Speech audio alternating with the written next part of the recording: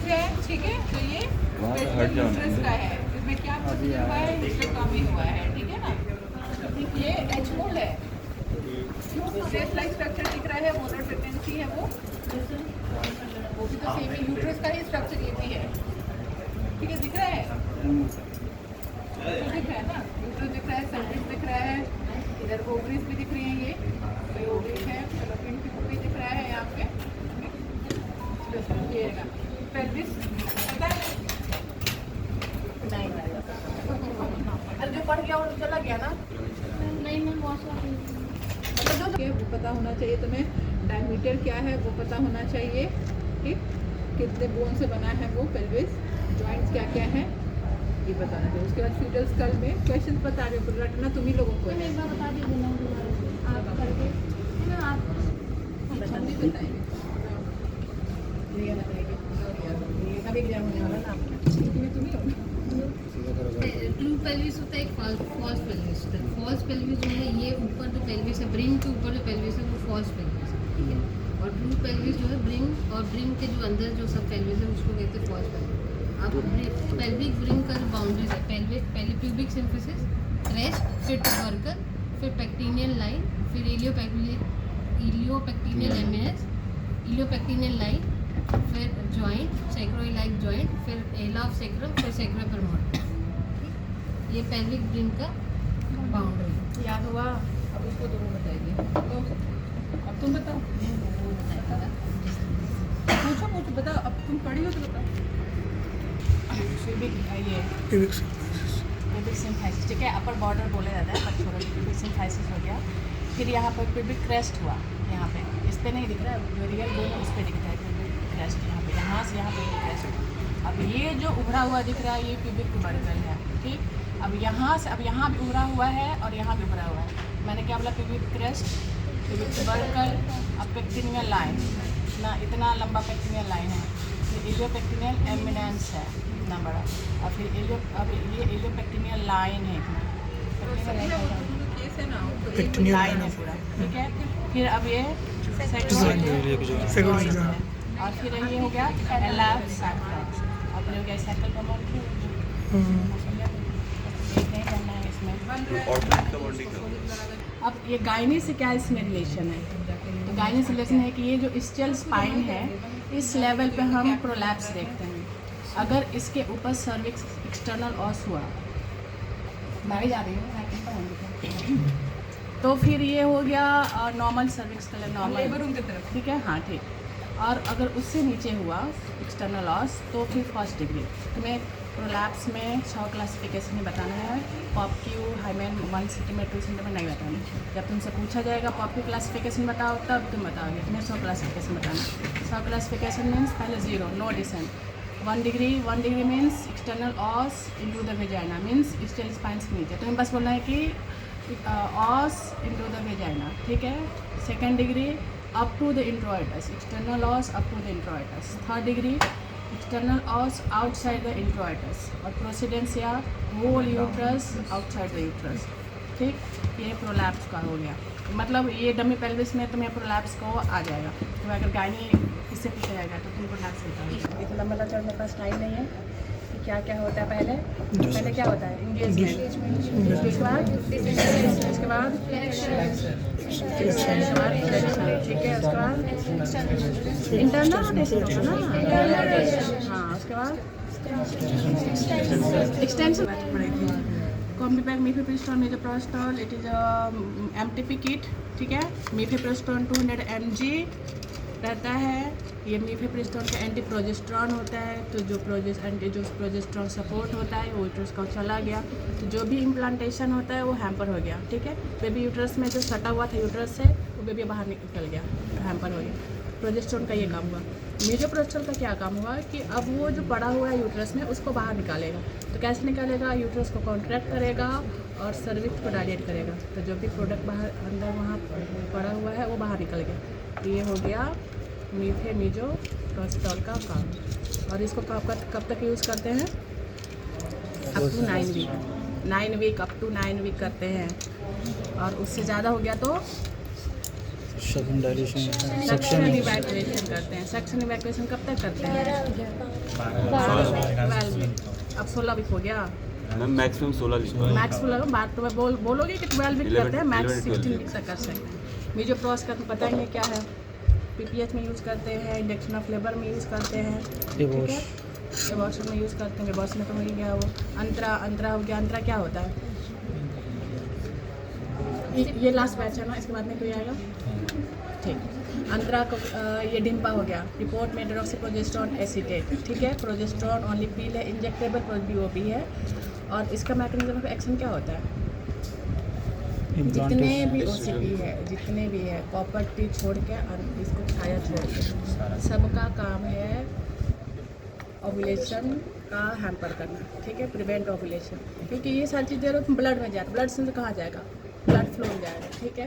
तो मैंने क्या ओवरी में एक्ट करेगा। ओवरी में एक्ट करेगा तो जो भी एस्ट्रोजन प्रोजेस्टेरोन तुम दे रहे हो, तो एस्ट्रोजन प्रोजेस्टेरोन दोगे तो FHS LH को कम करेगा, GnRH को कम करेगा, तो ओवुलेशन हैम्पर करेगा। सबसे पहले तो ओवुलेशन ही हैम्पर करेगा।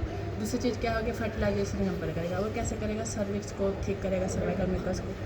थर्ड में इम्प्लांटेशन को कम करेगा।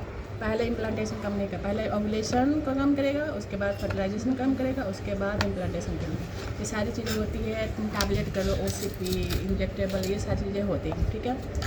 ये हर 3 मंथली देते हैं। 150 mg IM देते हैं, 3 मंथली देते हैं। इसका साइड इफेक्ट है इरेगुलर ब्लीडिंग। OCP का तुम्हें कॉन्ट्रासेप्टिव नॉन कॉन्ट्रासेप्टिव यूज़ बताना है। मैकेनिज्म ऑफ एक्शन सेम जो बताया सेम हो गया। नॉन कॉन्ट्रासेप्टिव जब OCP क्या होता है?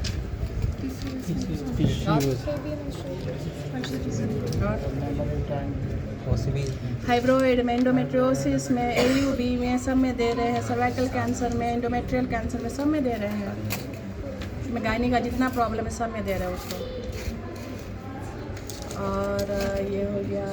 और कहाँ गया ये? छाया होता है, नॉन स्टेरॉइडल होता है, ठीक है। इसको यूज़ खाली बस उसमें मैम पूछेंगे तुमसे कि कैसे इसको यूज़ करते हैं। तो इसमें इस पर खुद यहाँ पे लिखा हुआ है twice a week for 3 months and once a week for 3 months। मैं यही बोलना और कुछ नहीं बोलना है। कॉपर टी 2 टाइप का होता है। कहाँ गया कॉपर टी? कॉपर टी 3, इसमें कौन 380 है, कौन 375 है? हाँ 380 लिखा हुआ है, तो तुम बस देख के बोल 380 ये है। और ये इसको बोल 380 ये देखो, इसमें इसके A मीन्स आर्म पे भी इसमें कॉपर टी है, यहाँ पे आर्म पे भी है। और एकदम में 380 है, ये बॉस है इसलिए एकदम तन के रहता है। और ये बेचारा छोटा है इसलिए अपने आर्म को झुका के रखा हुआ है, ठीक है। 375 नाम में 375 मीन्स 5 साल के लिए 5 है। 380A 0 है, तो ये 10 साल का है क्योंकि ये बॉस है, इसलिए सबसे ज़्यादा साल का इन होता है, ये 5 साल का होता है। मैग्नेफोम एक्स में इसका क्या हुआ? इंडोमेट्रियम इंसर्ट कर रहा है। इंडोमेट्रियम इंसर्ट का यूट्रस में इंसर्ट कर रहे हो, तो इंडोमेट्रियम में क्या होता है? सबसे पहले तुम लोग ओवुलेशन क्या क्या करवाते हो, या फर्टिलाइजेशन कुछ नहीं, सर्वाइकल की कुछ। इससे पहले हम इसको इंडोमेट्रियम में कॉपर में एक्शन करेंगे तब तो सर्विक्स पे आएगा। तो सबसे पहले इम्प्लांटेशन हैम्पर हो रहा है, उसके बाद तुम बोले कि हम फर्टिलाइजेशन हैम्पर है भाई, सर्वाइकल म्यूकस थिकनिंग जो है, ठीक। रिमूव करते हैं इसको, इंसर्ट कैसे करते हैं? पहले इंसर्ट करते हैं no touch technique and pull technique. No touch, push नहीं करते, कभी भी उसको धक्का देकर आगे नहीं करते, खींच के करते हैं, ठीक है। इसमें जो आर्म है ऐसे, ये वाली दूसरा वाला को जो गार्ड होता है ना उसका, ये टेक्निक इंसर्ट करने का है no touch technique and pull technique. और इसको रिमूव करने का है कि उसमें जो थ्रेड दिखता है उसको पकड़ के आराम से खींच लो। और अगर थ्रेड नहीं दिख रहा हो तो क्या हो सकता है? या तो मिसप्लेस्ड हो गया, या तो एक्सपल्ड हो गया, एक्सपेल आउट हो गया, या फिर मिसप्लेस्ड हो गया। मिसप्लेस हो गया नहीं, सबसे पहले उसका थ्रेड हो ना, कॉइल आउट अपने आप में कॉइल हो जाता है, ठीक है, वहीं पे है, बट वो कॉइल हो गया है तो वो दिख नहीं रहा है भाई, या तो वो निकल चुका है, या तो कॉइल आउट हो चुका है, या फिर वो परफेक्ट मतलब अंदर और चला गया, ठीक है। उसके पता कैसे करेंगे, क्या करवाओगे? अल्ट्रासाउंड कराएंगे, एक्सरे करवाएंगे, ठीक है, इससे पता चलेगा। ये हो गया। उसके बाद ये क्या है इसका? ठीक है। क्या यूज़ करते हैं इसको? फैट्स में मीट करते हैं, ठीक है। ये ऐसा इसका टिप क्यों है? टाइट फिट होता है, बाइफिट क्यों होता है? एक तरफ वो करके रोटेट करते हैं। कितना रोटेट करते, कितना डिग्री? ठीक है। इंस्ट्रूमेंट तो पता है, उसका क्या नाम है? ग्रुप क्यों है इसमें? कौन सा सिक्रेशंस? ब्लड फ्लो जो लाइक करार कुछ भी हो उसके लिए करते हैं, ठीक है। इसका नाम बताओ।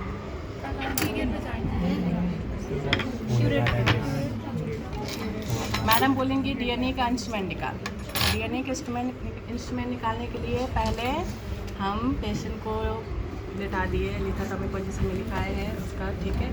उसके बाद पहले हम posterior vaginal speculum posterior vaginal speculum को हम इंसर्ट करके पोस्टीरियर वेजाइनल को प्रेस करके, ठीक है, प्रेस कर दिए। अब हमें क्या करना है, सर्विक्स देखना है। सर्विक्स कैसे देंगे, उसको होल्ड करना पड़ेगा ना। सर्विक्स को होल्ड करने के लिए हम करेंगे body seller interior lip of cervix को होल्ड कर लिया, ठीक। पकड़ इसको, पकड़। अब मैं होल्ड करके अब सर्विक्स का टिप मुझको ऑस दिख रहा है, एक्सटर्नल ऑस। इंटरनल ऑस तुम लोग नहीं बोलोगे, इंटरनल ऑस कहाँ है, दिखेगा ही नहीं। सामने एक्सटर्नल ऑस दिख रहा है, अब उसको डायलेट करना है। डायलेट करने के लिए क्या करेंगे, यूज हेगार्ड्स डायलेटर से वेजाइना कभी भी डायलेट नहीं करता। वेजाइना ऑलरेडी डायलेटेड है, आराम से 2 फिंगर जा रहा है, ठीक है। उसका डायमीटर कितना होता है वेजाइना का? आराम से 2-3 सेंटीमीटर होगा, ठीक। लेंथ कितना होता है? हाँ होता है 9-10 सेंटीमीटर, ठीक है। तो हम एक्सटर्नल और उसको डायलेट कर दिए। अब डायलेट हो गया, अब मैं आराम से जो प्रोडक्ट है उसके पास जा सकती हूँ। अब प्रोडक्ट के पास, अब उसको निकालने के लिए मेरे पास कौन सा इंस्ट्रूमेंट होना चाहिए? Oven force. अब जो भी प्रोडक्ट है मैं ऐसे ऐसे करके पूरा निकाल दूँ। अब मुझको अब कैसे पता चलेगा कि पूरा प्रोडक्ट निकल गया? जब तक बबल नहीं हाँ, वो तो उसका एम्बिएंट नहीं आना। कोई प्रोडक्ट नहीं आ रहा है, नो प्रोडक्ट कम, ठीक है। उसके बाद होगा कि बबल्स आने लगता है, क्योंकि अब यूट्रस पूरा खाली हो चुका है तो प्रोडक्ट नहीं आएगा, फिर बबल्स आने लगेगा।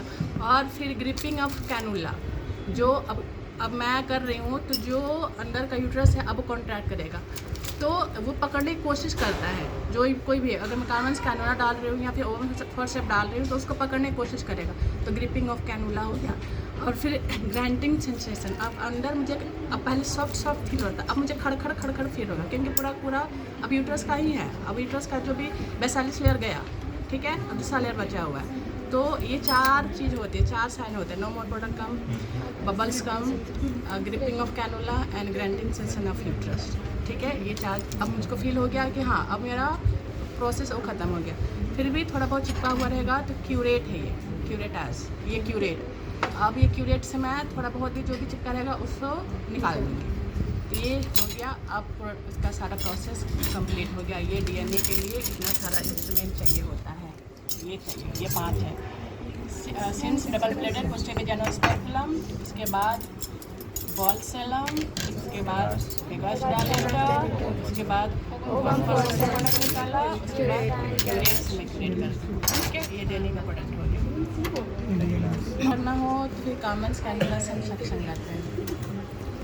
अब ये क्या नाम है इसका, गर्मी क्यों लग रही है, इसमें चल रहा है। ये हो गया नीडल होल्डर, ठीक है, क्योंकि बीच में ग्रूव है अंदर में। नीडल होल्डर हो गया, ये स्पंज होल्डिंग फोर्सेप्स हो गया, ये और ओवन फोर्सेप्स दोनों एक जैसा दिखता है। इसमें रैचेट नहीं है, इसमें है लॉक है, स्पंज होल्डिंग फोर्सेप्स है। अब ये हो गया 4, ये कॉफ आर्टरी, इसमें पूरा सेलेशन है, ट्रांसवर्स सेलेशन पूरे में है, क्योंकि आर्टरी क्रश करना है। इसमें ना, इसमें आगे टिप कुछ भी हो, कुछ नहीं, बीच में हैम्पर करना है, कुछ नहीं करेगा। अब इसमें देखो, इसमें भी सेम चीज़ है, बट आगे में टिप है, ठीक है। तो फिर आगे में टिप है तो इसको बोलते हैं क्लैंप। क्योंकि टिप इसलिए है क्योंकि ये जो लेबर में पेशेंट जाती है फुल डाइजेशन हो जाए, बट आगे से उसका मेम्ब्रेन बल्जिंग है, मुझे तोड़ना होगा ना, आर्टिफिशियल तोड़ाएगा नहीं, इसलिए ये एकदम मेम्ब्रेन को पकड़ेगा, टर्न करेगा और आर्टिफिशियल रप्चर मेम्ब्रेन हो जाएगा, ठीक है। क्लैंप जैसे यूज़ करते हैं, क्लैंप भी है, स्ट्रेट क्लैंप है, ये कर्व क्लैंप है। जिसके टिप में है वो क्लैंप है, और जिसके टिप में नहीं है वो आर्टिक फॉर्सेप है, और जिसके बीच में ग्रूव है वो लीडिंग होल्डर है।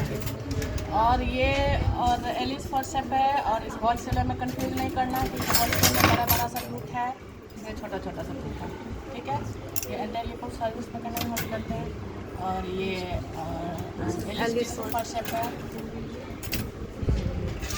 फॉर्सेप है। ये हो गया कॉस्कोस बाई बॉल सेल्फ रिटेनिंग साइक्लन। इससे हम क्या देखते हैं, सर्विक्स देखते हैं, क्योंकि ये पूरा वेजाइनल वॉल को तो दबा दे रहा है, हम तो देख नहीं पा रहे वेजाइनल वॉल को। हमें सामने क्या दिख रहा है, सर्विक्स। सर्विक्स में कुछ भी प्रॉब्लम हो, सर्विक्स देखने में यूज़ होता है, ठीक है। या फॉनिक्स में कुछ प्रॉब्लम हो तो फॉनिक्स देखने में यूज होता है। ये हो गया डो इंस्ट्रूमेंट इंस्ट्रूमेंट में बचा। ये हो गया मैग्नीशियम सल्फेट। मैग्नीशियम सल्फेट का क्या यूज़ है, क्या काम है, PIH में क्लेम्स्टिया में यूज़ करते हैं, सीवियर PIH में यूज़ करते हैं। इसको देखना कैसे होता है, रेजिमेन है तुम्हें याद करना है। लोडिंग डोज कैसे देते हैं, loading dose 4 to 7 मिलीक्यूएल 5 mg 4 gram mg नहीं होता, ग्राम होता है, ठीक है। 4 ग्राम 20% mg for IV for 3 to 5 minute. उसके बाद 10 ग्राम ले रहे हैं 50%, ठीक है। 5 ग्राम इस बटन में IM। उसके बाद हम उसका चेक करेंगे कि उसका मॉनिटरिंग कैसे करना है। मॉनिटरिंग करने के लिए डीप टेंडर रिफ्लेक्स होगा, रेस्पिरेटरी रेट 12 से ज़्यादा होना चाहिए, क्लीन आउटपुट होना चाहिए, 100 ml पर 4 आवर या 30 ml पर आवर से ज़्यादा होना चाहिए। अगर कुछ भी प्रॉब्लम हुई, तीनों में हैम्पर हुई, तो फिर उसको होल्ड कर देंगे, मैग्नीशियम सल्फेट नहीं देंगे। टोटल कितना होगा, 200। हाँ। कार्बोप्रॉस क्या चीज़ में यूज़ करते हैं, PPH में यूज़ करते हैं, ठीक है। PPH में यूज़ करते हैं। इसमें कॉन्ट्राइंडिकेशन ऑफ कार्बोप्रॉस आस्मा हो गया, नहीं दे देंगे। मिथाइल अल्कोमेट्रिक, ये भी PPH में यूज़ करते हैं। और इसमें कॉन्ट्राइंडिकेशन होता है PIH, जो भी, क्योंकि ये BP बढ़ा देता है ना, जो भी हाइपरटेंसिव पेशेंट है उसको नहीं देते हैं, ठीक। ऑक्सीटोसिन से पूछा जाएगा, ऑक्सीटोसिन के कैसे डोज है, तो हाँ ऑक्सीटोसिन PPH में यूज़ कर रहे हो, इंडक्शन ऑफ लेबर में यूज़ कर रहे हो, इसकी सारी चीज़ें। फॉलिज में क्या यूज़ करते हैं, PPH में PPH में यूज़ कर रहे हैं। सबसे पहले यूरिन यूज़ कर रहे हैं। ये क्या है, मेंटोज डिलीवरी के लिए ये कहाँ पे यूज़ करते हैं, इसका पॉइंट क्या है, फ्लेक्शन पॉइंट कहाँ होता है, हाँ 3 सेंटीमीटर एंटायर फॉन्टेनल से 6 सेंटीमीटर 3 सेंटीमीटर वहाँ पे इसको फ्लेक्शन पॉइंट है, वहाँ पे लगाते हैं, ठीक है। इसका क्राइटेरिया होता है मेंटोज डिलीवरी के लिए, जो क्या क्राइटेरिया होना चाहिए, टर्म होना चाहिए,